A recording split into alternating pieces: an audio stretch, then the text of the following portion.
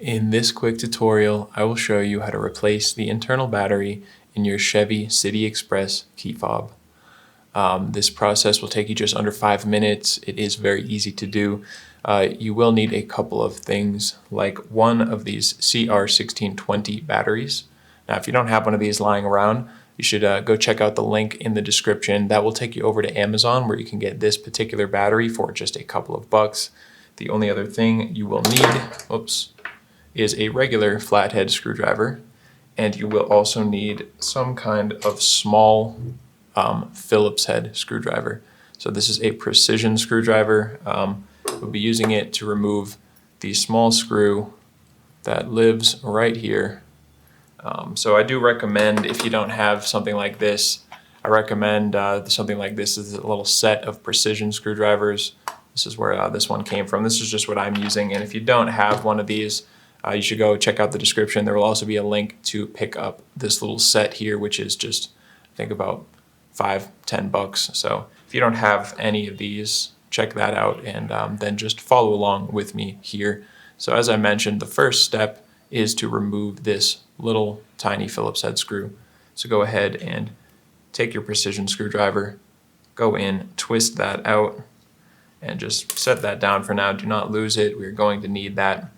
And now that this is opened up, we're going to take our flathead screwdriver and come down to the bottom of the device, or let's say the top of the device. You can see there is a little slot right there. We're going to insert our flathead screwdriver into there and twist. So you will need a flathead that's not a huge flathead, but probably just an average one you have lying around will fit right in there nicely. And once it's kind of stuck in there, just give a nice strong twist, and that will crack this thing open.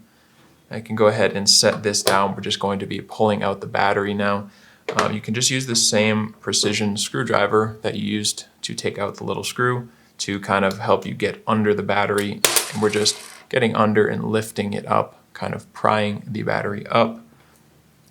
Once you have it out, you can dispose of your old battery, take a new 1620 battery, and when we're putting it in, we want the positive side, the one that has the plus sign and the text on there. We want that facing down. So you'll just click this into place with the positive side down. And now we can just put it all back together. This key, now that you have the screw out, this can actually come out. So if this falls out, you're just going to find the slot there on the top, and it only goes in one way. If you put it in the wrong way, won't go in all the way. It'll be at kind of a weird angle. So you just find the correct way and just push that all the way in there before setting this on top, squeezing it until it snaps back together.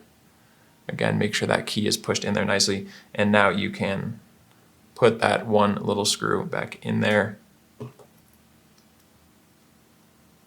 Oops, give me a second.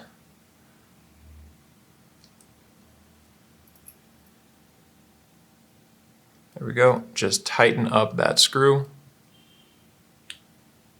And with that, you are finished. You are good to go, and you are all set.